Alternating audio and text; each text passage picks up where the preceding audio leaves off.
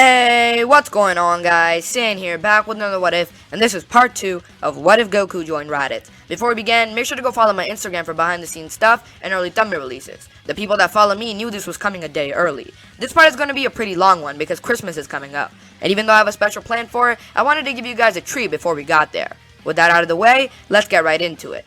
In the last part, we left off with the Saiyans arriving on Earth and reviving Raditz, although Frieza knows where they are, and both Vegeta and Nappa aren't completely on their team yet. They want to use the Dragon Balls for their own good. Now, although Goku did side with his friends and not Vegeta and Raditz, it doesn't mean his time didn't change him. He's definitely more ruthless, and is more Saiyan-like. Remember, he had been with the Saiyans for nearly a decade, so he would definitely change. He doesn't even wear his traditional gi anymore. He rocks the Saiyan armor. Also, when training, he's far more ruthless. He and Gohan spar, with Gohan showing a lot of his power. Surprisingly to Goku, his son is extremely powerful, but not as strong as him just yet. He would punch him, and when Gohan falls, Goku doesn't stop. He repeatedly attacks Gohan, who gets blood all over his face. Piccolo jumps in, sensing the decrease in Gohan's power and increase in Goku's. He stops Gohan from being attacked, grabbing Goku's arm, saying to stop or he will stop him. Goku looks at Piccolo, nearly saying why did he do this, but then looks out at Gohan, noticing that he's bloodied and knocked out. Gohan is knocked out, and is given a sense of being to heal up, and now he keeps his distance from his father. At Capsule Corp, Vegeta and Nappa are training in the gravity room they requested Bulma to build. Goku trained with Raditz a lot more, and further improved their skill and power level, especially Raditz's because he's now on Earth, he's able to practice with Earth skills a lot more, such as techniques like the Kamehameha, which he's not really that interested to learn, but just to improve his skill set, and to impress his brother, he does it. Also, Raditz ends up going to Capsule Corp a lot more, even talking to Bulma. You guys know where I'm leading with this. Vegeta's kind of an ass, and so is Nappa. But Raditz is far more different, because he was revived by the Dragon Balls, and that gave him a sense of life. He's very grateful to the Earthlings for letting them use the Dragon Balls. So yeah, he's now very happy with the situation. He just can't wait to take out Frieza. He also receives a gravity room in a capsule which he requested for Bulma to build, so they can train with Kakarot and get a lot stronger, just like Vegeta and Nappa. Speaking of, Vegeta is in the gravity room like 100% of the time, and one day he notices his scouter beep, and from a couple 100,000 miles away, it picks up a GPS from a ship. Vegeta's eyes widen, realizing what the scouter detected. He blasted, destroying the gadget, and collects up all the Saiyans, saying Frieza is on his way, and they need to train up. They have a very good method of doing so. At this point, they're always starting to use their Grade 8 forms a lot more, due to Raditz, who thought it would be a good idea to master this because he's the weakest of the group. Even with Goku being the weakest at the start, he's pretty much the strongest now because of his, ever-growing power and potential and such. Also, Goku ends up telling everybody else about the Frieza threat, and they end up training as well.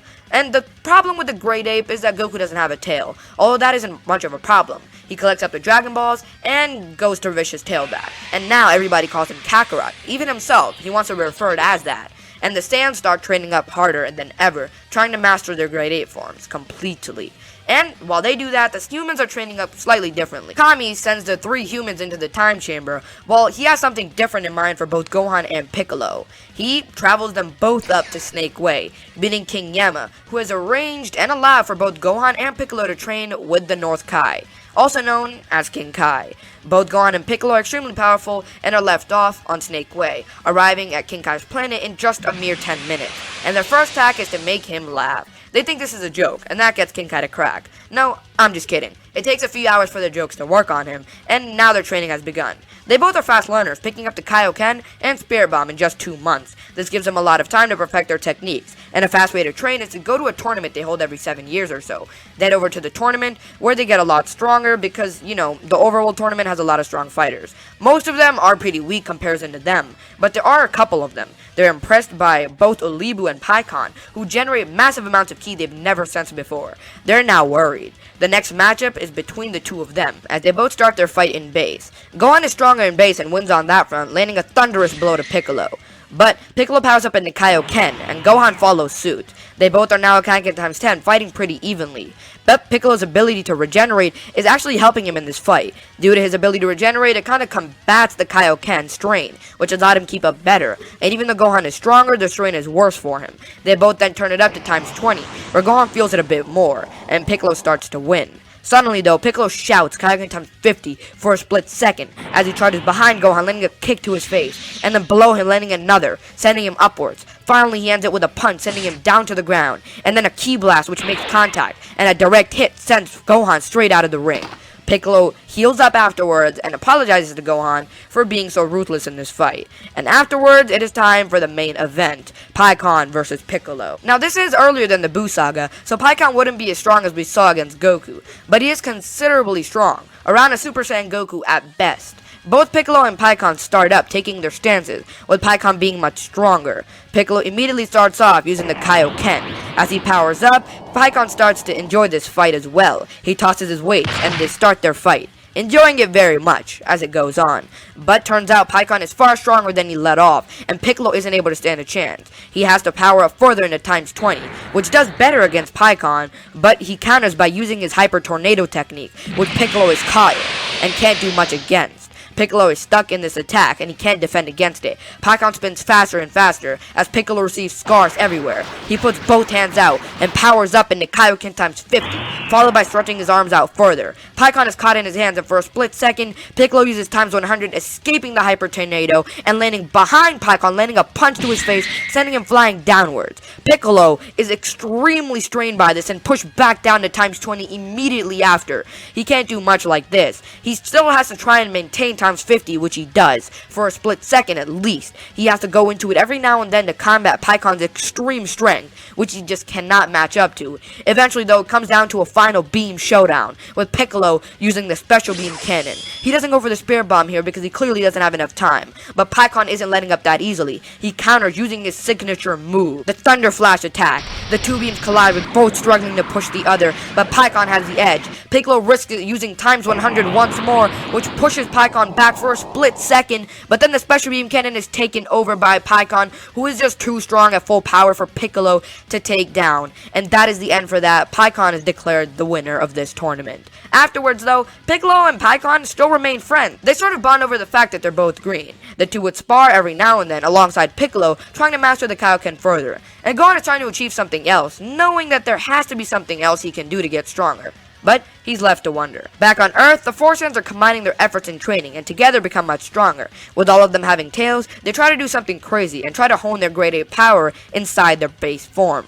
Raditz is the first to accomplish this, as he's already had some training with his grade 8 form. And he just thinks of Bulma every now and then, and that helps him control the power. The way to do this was never described, because clearly Broly did it without a tail. But supposedly anyone can access this, and therefore Raditz has to try and deny his Saiyan biology, and hold off from turning into a grade 8 by controlling his anger in his base form. With Raditz's lead, although turning into grade 8 a few times, everybody else follows, with Kakarot, then Vegeta. Nappa is the longest to do it, but he ends up doing it as well nonetheless. With everyone's training wrapping up, let's discuss power level. Now, everybody is extremely strong with all of this training in the gravity room, alongside getting their Ikari forms. Let's start out with Kakarot, who's at 4 million and 40 million in Ikari. Vegeta's at 3.5 million in base, followed up by Ikari transformation of 35 million. Raditz isn't far behind at 3 million in base and 30 million in Ikari. Nappa is the weakest of the Saiyans at 2.5 million and 25 million in Ikari. Gohan and Piccolo are still considerably strong, and much stronger than they were in the original series. With their training with PICCOLO and just their training of learning the Kaioken in times 10 gravity, alongside the Spirit Bomb, it just made them extremely stronger. Gohan would be weaker of the two, around a power level of 3.5 million. Same as Vegeta, but he can take the Kaioken times up to 10 with no difficulty, putting him at 35 million. He can also use times 20 for short bursts, putting him up to 70 million. This does strain him a lot though, and that's his max power, 70 million. Piccolo's base is even with Goku's 4 million, but Piccolo's ability to enhance the Kaioken is massive. With all his training, he can use up to times 20 with no strain, putting him at 80 million right off then. He can use times 50 in dire situations, putting him at 200 million, which is stronger than Goku's base Super Saiyan Dynamic. But mind you, that does take a lot of strain out of him. And if he's seriously about to die as something that could probably and will kill him, he can use times 100. It would definitely and certainly break his body though.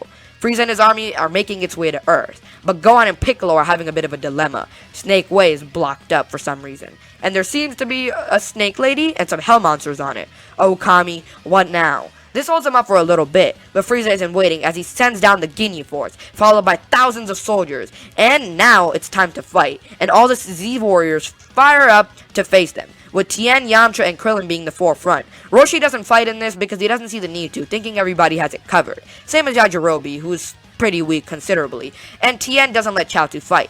So, with Kakarot and Raditz's help, they're able to fight the Frieza force off pretty well. While Vegeta and Nappa easily take out the GINYU force. GINYU steps in, but Vegeta goes to obliterate him, although Nappa butts in, saying he should be the one to do it. Vegeta and he argue, and that is a huge problem because, they stood still in front of GINYU. And you guys know what this means.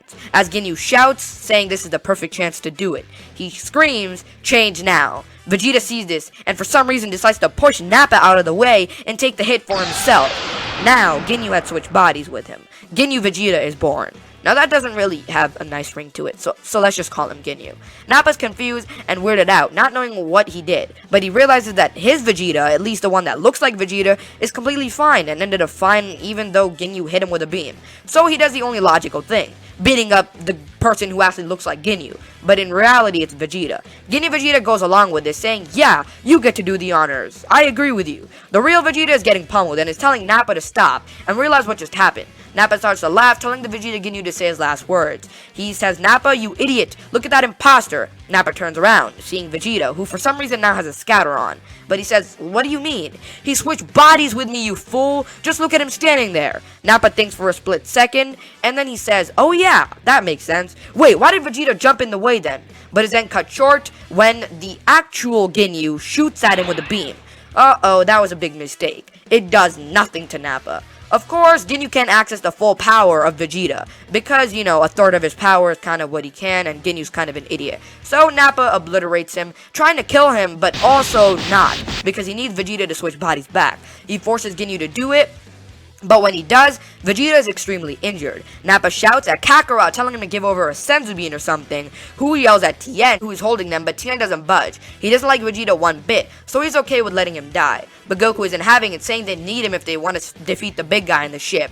Tien still isn't budging. As Kakarot's about to use force, Krillin jumps in between the two, convincing Tien, and handing one over to Vegeta, who gets a Zenkai. Now Vegeta's exploited Zenkais a lot, so the boost wouldn't be too massive. Up to 4 million is his power level, which is the same as Goku. The group finished defeating all the soldiers, and just as Frieza jumps up to the plate, Kakarot goes to take him on. He charges at Frieza, who's sent flying out of his chair, and hits the ship. Immediately Frieza realizes he's outnumbered and very outgunned in this form, so he powers up to his final form. This fight goes pretty similar to the canon version, like I just mentioned, of Goku and Frieza, except Goku's slightly stronger, but he's still forced to pull out Ikari, instead of Kaioken times 10 since he doesn't know Kaioken.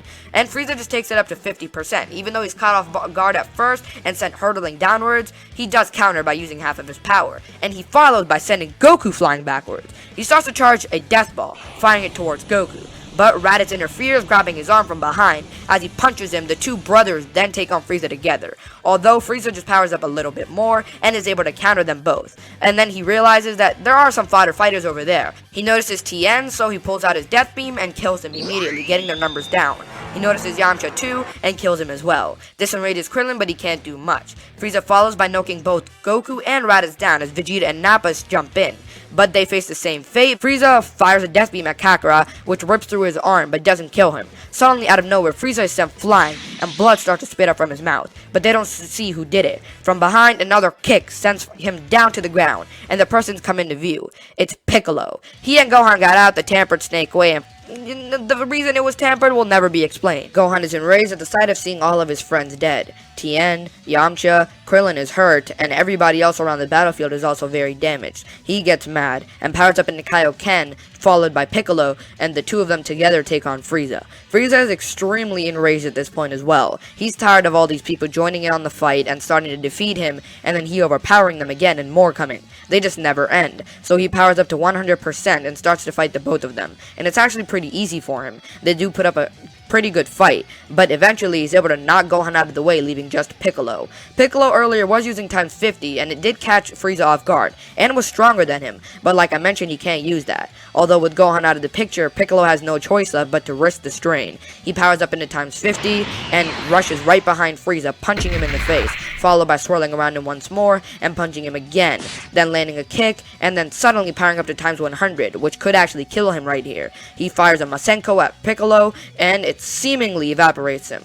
But seemingly is gonna have to be the key word, because Frieza's not actually dead. Piccolo starts to feel pressure coming towards him, and it's pushed back. Suddenly he falls out of Kaioken too. As he's at 4 million power level, he can't do much. King Cold showed up, and he is reinforcement for Frieza. That's right, King Cold. He was told by Frieza that he was going on some mission to Earth to collect these magical orbs so he could wish for immortality. There were some Saiyans standing between him though. King Cold asked to come, but Frieza said no need because they were just some monkeys. He agreed, but after scouting power levels of above 10 million on a scouter, he decided to join along, and it's a good thing he did because he just saved Frieza's life. Cold's force then rushes down onto the Earth, and the Z-Fighters prepare for one last round, and this is the final strand. Krillin has some senzu beans, but there aren't enough. He gives one to Kakarot, and then takes one and throws it at Piccolo, and he's kind of busy right now. King Cold and Frieza are pushing back with a death beam, and it nearly kills Piccolo too, but he's just about to evade it. Krillin still has a senzu bean as he jumps up and does something useful, firing a solar flare towards the two of them.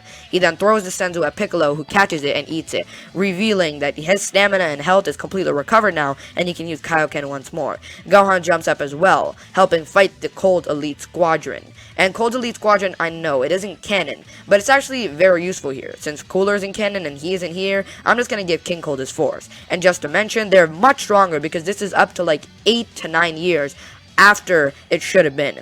And Vegeta takes on Salza. Although he should be stronger, Vegeta didn't get a senzu bean, and the beatdown from Frieza was far too great on him. He's injured, so he can't exactly kill Salza, even though he tries. Salza then pulls out his blade as he rushes towards Vegeta, getting ready to end it. Vegeta closes his eyes, accepting defeat, but he isn't hit, as Nappa jumped in front of him, and the blade cuts clean through him. Vegeta asks why he did this, but Nappa turns around, saying, "Now we're even." He then falls to his knees and bleeds out. Vegeta screams, saying it should have been him, and he shouldn't have done that. Vegeta roars in an angered rage. He powers up, and a golden aura coats him. He has turned into the false Super Saiyan. Yeah, it's not canon, I know, but it just adds a cool transformation that Vegeta could possibly have. Now, Vegeta's mad. He kills Salza with one blast, and kills all the other Cold Elite Squadron members too. He then sets his sight on Frieza, and attacks him. Vegeta at full Super Saiyan is around 100 million, and Frieza is still stronger, but Frieza's damaged, so they have some sort of advantage. Goku and Raditz jump into Ikari once more, and they help fight Frieza too. This is the last fight. While they do that, Piccolo's taking on King Cold, and he doesn't stand much of a chance anymore because he's still damaged, and using Kaioken so much has put him so low. King Cold is also stronger than Frieza. It was said that he's sort of around Mecha Frieza in his second form, and we don't actually know if his second form is the max power that he can go up to, so we'll just assume, since I don't want to add anything crazy like a Cold fourth form. Piccolo has no choice. He realizes that the only way to beat King Cold now is to risk his life. He powers up into Kaioken times 50, looking at Gohan. Then he rushes at King Cold. He tries to fight him, but King Cold is just too powerful. Piccolo realizes that this is the last option he has. He powers up into Kaioken times 100, and it nearly shreds him on point. Piccolo puts his fingers on his head and rushes towards King Cold, who can't see him anymore. King Cold goes to punch Piccolo as he appears in front of him, but suddenly he's behind him now. Piccolo has 2 words for him. Special Beam Cannon! I know that was 3 words, but still, I'm ruining the moment. Piccolo attacks King Cold as it ends up killing him. But just as he does, red electricity forms around Piccolo, and the strain of Kaioken is too great. He looks at Gohan once more, saying, "Survive!" as the strain of Kaioken then kills him. Gohan's left alone, standing in the middle of the battlefield. He jumps out of Kaioken, looking at Piccolo's dead corpse. His tears rush down his cheek, as he then screams in a loud roar. A golden aura coats him. His mentor, best friend, and practically his father just died. A golden aura then surrounds him, as his hair turns golden as well. He screams as the first thing he does is rush towards the remaining Frost Demon, Frieza. Gohan lays the final beatdown on Frieza, not giving him a single chance in life. He's beating down brutally. Vegeta jumps out of the way, same as Goku and Raditz. They don't want to intervene in this. Vegeta falls out of false Super Saiyan as his strain is too much for him right now. He can't control that power. Gohan is starting to lay the final beatdown on Frieza, as he does not stop there. It's practically like he was with Cell, cocky and overconfident. He wants to make Frieza pay, but Frieza doesn't get the same chance Cell did to return, as Gohan ends it with his final attack, Masenko, his mentor's attack. But with Frost Demons dead, and the Dragon Balls gone, how will the Z-Fighters revive their fallen comrades? Well, this part has gone on long enough. so that's where we'll leave things off for right now. But I hope you guys did enjoy this one. If you did, make sure to leave a like and subscribe. Comment hashtag Piccolo down in the comment section if you made it this far. Hit the bell to be part of the Super Saiyan 4s, and thank you so much for watching. Leave any thoughts and suggestions down in the comments, because I really want to know what you guys thought about this. Piccolo learning Kaioken and even meeting PICCOLO, Vegeta going full Super Saiyan, and Gohan being the actual first Super Saiyan, even with Goku and everybody getting Ikari. Let me know. But, thanks for watching, and I'll see you in the next one.